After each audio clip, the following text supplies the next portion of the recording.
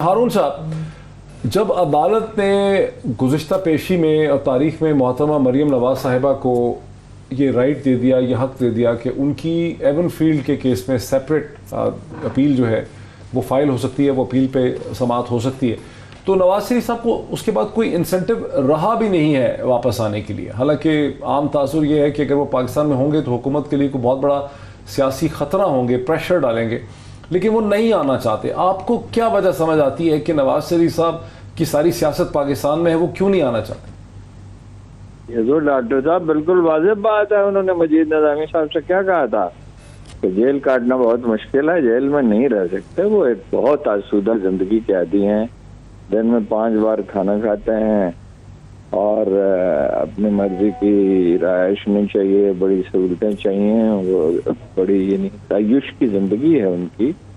बहुत ख़ास तरह के गुसल खाने हों, ख़ास तरह के बेडरूम हों और मुलाजम हों। वो वहाँ जद्दा में प्रॉब्लम हो गया था एक दफ़ा कि भाई इस तरह का पालक गोश्त पकना चाहिए, तो वो लकड़ी रोक ली गई थी, वहाँ बड़ा मसला हुआ था, हुकूमत से इजाज़त ली गई। तो वो क्यों आएंगे जेल में? अब जो ज़्यादा कोई उसूली बात का ताल्लुक है, अदालत ने हुक्म दिया है, उसके बाद इसका क्या जवाब है कि वो ये कहें कि मैं अपनी मर्जी से आऊँगा? भाई वो गए तो नवंबर में थे, कोरोना तो पहला केस फरवरी में चुगदाई लेबॉर्ट्रीज में डिस्कवर हुआ पाकिस्तान में। कोरोना का मसला नहीं था, वो इलाज दो चीज़ें हो सकती हैं अगर ऐसा है, मफरूज़ा है, या तो टेक्नीशियन के लेवल पर गड़बड़ हुई, मुमकिन है हुई हो और वो गलत दिखाया गया, लेकिन ज़्यादा मेरे ख्याल में इम्कान ये है कि वो बहुत तेज़ी से डिप्रेशन का शिकार हो जाते हैं। जो आदमी इतना अरसा आसूदगी की ज़िंदगी गुजारी हो, वो जेल में नहीं रह सकता। आए, हम उन्हें आना चाहिए, नहीं आते उनकी सियासत को नुकसान पहुंचेगा, जाहिर है उस दिल्ली का कमजोरी का तासुर पैदा होगा। लेकिन बहरहाल वो तो ये भी फरमा चुके हैं कि अगर मेरे असासे मेरी आमदन से ज्यादा तो किसी को क्या तकलीफ है। तो अब वो फरमा सकते हैं कि भाई अगर मैं नहीं आता तो किसी को क्या तकलीफ है।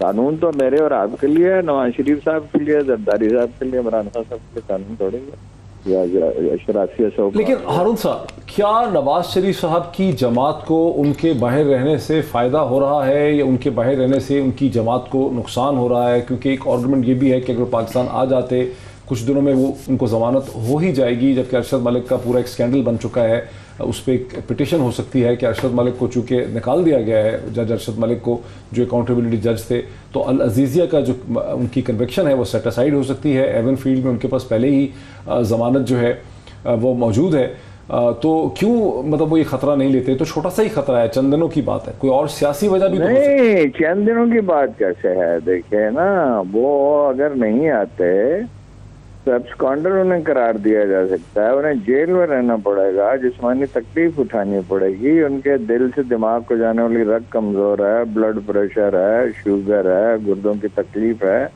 तो तकलीफ उठाने के आदमी अपनी उस्ताद तबा पे फैसले करता है, तजिए पे फैसले नहीं करता। फायदा भी हो सकता है, नुकसान भी हो सकता है। मुस्तकबिल के बारे में हम यकीनी तौर पे कोई पेशगोई नहीं कर सकते कि इंसानों के दिलों में क्या लहर उठेगी, ये अल्लाह ही जानता है, ये आदमियों के बस की बात नहीं है। लेकिन बहरहाल उन्हें आना चाहिए, कायदे की बात तो यही है। और ज्यादा इम्कान बज़ाहिर ये नजर आता है, मैं कोई दावा नहीं कर रहा कि इससे उन्हें नुकसान पहुंचेगा। और रहा ये उनका कि मेरी पार्टी कह रही है, पार्टी नहीं कह रही, वो कह रहे हैं। उन्होंने पार्टी से कहा मुझे कहिए कि मैं ना आऊं। ठीक। अच्छा अंसार वासी साहब, लेकिन अगर कोर्ट उनको मफरूर करार दे देती है, एब्सकॉन्डर करार दे देती है, प्रोक्लेम्ड ऑफेंडर बन जाते हैं, तो इससे तो सियासी साख पे उनको नुकसान पहुंचेगा क्या? वो उनके लिए ये चीज़ इंपॉर्टेंट नहीं है? देखिए, मेरा ख्याल है कि अभी चूँकि उनके पास लीगल ऑप्शंस वो ड्रैग कर सकते हैं, मतलब है कि अपने लीगल ऑप्शंस के ज़रिए फ़र्ज़ करें कि अभी तो रिव्यू हुआ, रिव्यू का फ़ैसला होगा, फिर उनके पास सुप्रीम कोर्ट का ऑप्शन है। तो I don't know supreme court क्या फ़ैसला करती है, लेकिन what ever is the reason, मेरी ज़ाती राय यही है कि चूँकि, और एक फीलिंग भी है PMLN के अंदर भी, और बहुत से और लोग भी ये समझते हैं कि मियाँ साहब, वही जो अरशद मलिक साहब का जैसे केस हुआ, और फिर व्हाट्सएप GIT जब बनी थी, सारा कुछ, कि शायद जो है ये जिस तरीके से उनके सारे केस को डील किया गया, वो शायद इंसाफ शायद नहीं था। तो अगर इंसाफ नहीं था तो फिर यहाँ पे आएंगे तो आप जो कह रहे हैं ना कि कुछ दिनों में निकल जाएंगे, یہ تو ڈپینڈ کرتا ہے کہ اگر واقعی کوئی ان کو اندر رکھنا چاہ رہا ہے, اگر واقعی ایسی ان کو یعنی وہ یہ رسک نہیں لینا چاہتے. نہیں, میرا نہیں خیال یہ رسک لیں گے. ان کو باہر رہنے سے ان کی سیاست کو کیسے فائدہ ہوتا ہے؟ نہیں, میں یہ نہیں کہہ رہا. تو دیکھیں میں کہ آپ جیل میں چلے جائیں تو آپ کی سیاست اٹھتی ہے. دیکھیں میں یہ نہیں کہہ رہا کہ سیاست میں ان کو فائدہ ہوگا یا نقصان ہوگا. میرا خیال ہے کہ پاکستان میں واپس آنے کے لیے یہ جو ٹیمپریچر بھی ابھی جو ٹیمپرز ہائی ہوئے تھے اور سب کچھ, بیکاز میاں نواز شریف صاحب نے اپنے آپ کو پولیٹیکلی ایکٹیو کیا تھا, انہوں نے فون کالز اور پھر even with in the party کچھ فیصلے کر کے خود رن کرنے کی کوشش کی, تو وہ گورنمنٹ کو یہ انہوں نے کیوں کیا؟ دیکھیں میرا خیال ہے کہ پارٹی کے اندر بھی کچھ ڈویژنز ہیں, مطلب ہے کہ, اور میاں صاحب شاید فیل کر رہے ہیں کہ ان کی پارٹی کے اندر جو ان کی گرپ ہے شاید اس میں کچھ لوگ جو ایسے ہیں جنہوں نے ان کو ان کی جو ڈائریکشنز تھی یا جو بھی تھا اس کو فالو نہیں کیا, اور وہ اس لائن کے اوپر جا رہے ہیں کہ جو کہ شاید بقول ان کے بیانیہ کے اگینسٹ ہو سکتا ہے. تو یہ اس قسم کا ریزن ہے, اور یہ میں اپنی اطلاعات کی بنیاد کے اوپر کہہ رہا ہوں کہ جو میری اطلاعات ہیں, بیکاز اب تو دیکھیں یعنی وہ پارٹی کی اندرونی سیاست سے خوش نہیں ہے. دیکھیں میں اس کو اسٹیئر کرنا چاہتا ہوں. میں آپ کو میں ریزن یہ بتا دوں. دیکھیں میں اصل میں جب سلیکٹڈ اور سلیکٹرز کی بات ہوتی ہے تو ایک میاں صاحب کے بیانیے کی بات ہوتی ہے, تو میں آپ کو بتاؤں کہ میری اطلاعات یہ ہیں کہ نون لیگ میں آپ بہت سے لوگ ایسے ہیں کہ جن کے بارے میں جب آپ گورنمنٹ کو سلیکٹڈ کہتے ہیں, پرائم منسٹر کو سلیکٹڈ کہتے ہیں, تو پھر آپ ان لوگوں سے رابطہ پھر انہی لوگوں سے رابطہ کرتے ہیں جن کو آپ وہ بات سنانا چاہ رہے ہوتے ہیں, اور بہت سے لوگ رابطہ کر رہے ہیں. تو اور ان کی یہ کوشش ہے کہ ہمارا ریوائول ہو, اور وہ سمجھتے ہیں کہ ریوائول کا چینل صرف یہی ہے, اور اس کے اوپر انہوں نے کچھ ریسنٹ مطلب ہے کہ لیجسلیشن بھی ہوئی جس کے اوپر میاں صاحب کی طرف سے, پارٹی کی طرف سے مکمل سپورٹ بھی تھی. ٹھیک, لیکن پھر بھی میرا خیال ہے کہ بریک لے لوں, things are not proceeding as per the desire of, جس طرح سے وہ چاہتے ہیں اس طرح سے چیزیں چونکہ پی ایم ایل میں بھی نہیں ہو رہی. یہی وجہ ہے کہ انہوں نے سیاست کو اسٹیئر کرنے کی کوشش کی لندن سے, جس کی وجہ سے حکومت کی نظروں میں ایک بار پھر آ گئے جناب محترم نواز شریف صاحب, لیکن وہ عدالت کے سامنے سرنڈر بھی نہیں کرنا چاہتے. ایک بریک لیتے ہیں, بریک کے بعد سیاسی منظرنامے کی ڈسکشن کو آگے بڑھاتے ہیں آفٹر دا بریک.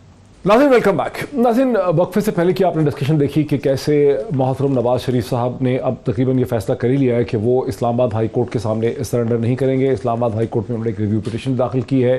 ان کی جو ڈسکشن, ان کے جو عذر ہیں, ان کی جو وجوہات ہیں وہ تو ہم نے ڈسکس کر لیا. اب سوال یہ پیدا ہوتا ہے کہ پاکستانی سیاست پہ اس کا اثر جو ہے وہ کیا ہوگا. ہارون رشید صاحب, نواز شریف صاحب باہر بیٹھ کے زیادہ بڑا خطرہ کانسٹیٹیوٹ کریں گے عمران خان کی حکومت کے لیے, یا اگر وہ آ جائیں گے تو خطرہ کانسٹیٹیوٹ کریں گے؟ اور پنجاب میں جو لوکل گورنمنٹ کے الیکشن ہونے ہیں اس کے بارے میں کہا جاتا ہے کہ اگر وہ الیکشن ہوں گے تو پی ایم ایل این شاید ان الیکشنز میں بہت بہتر پرفارم کرے گی, اور یوں عمران خان کی حکومت یا عثمان بزدار کی حکومت کے لیے ایک خطرہ بن کے P M L N emerge کر سکتی. دیکھیے سر, یہ تو حتمی طور پہ نہیں کہا جا سکتا, لیکن بہرحال ان کی کمزوری کا تاثر تو اجاگر ہوگا. یہ بات میں مانتا ہوں کہ بلدیاتی الیکشن, کیونکہ ڈیلیور تو حکومت نے کچھ نہیں کیا, تو بلدیاتی الیکشن میں پہلے بھی بستی پنجاب میں بھی آلریڈی بھی 42 میں سے 33 سیٹیں قومی اسمبلی کی انہوں نے جیتی تھی. تو بلدیات میں بڑا پرابلم ان کے لیے ہوگا, خاص طور پہ عثمان بزدار صاحب کے ہوتے ہوئے ان کے بس کا نہیں ہے. یہ کوئی تکڑا وزیر اعلیٰ ہی کر سکتا ہے, یا کوئی کمیٹی ہو جو اس سلسلے میں فیصلے کرے, کیونکہ وہ کمزور آدمی بھی ہیں, کم فہم بھی ہیں, ان کا تجربہ بھی نہیں ہے. لیکن یہ نواز شریف کی اسٹریٹجی یہ لگتی ہے کہ وقت گزارا جائے کہ جی وہ غریب بات یہ ہے کہ مسلم لیگ کے جس آدمی سے بات کرو, ان کے کچھ حامی اخبار نویس بھی یہ کہتے ہیں اور پارٹی کے لیڈر بھی یہ کہتے ہیں کہ ان کو عدالت سے ریلیف مل جائے گی, اور اتنے یقین سے کہتے ہیں کہ حیرت ہوتی ہے. اب یہ بات وہ کیوں کہتے ہیں, اللہ بہتر جانے بھی, عدالت تو یہ کہہ چکی ہے سرنڈر کرو, اور عدالت اس سے پیچھے ہٹتی ہے, تو یہ ایک بڑی عجیب و غریب بات ہوگی. اب ہم قانون دان تو نہیں ہے کہ اس کی امپلیکیشن پہ بات کریں, اور ٹاک شو میں بات کرنا زیادہ مناسب بھی نہیں ہے.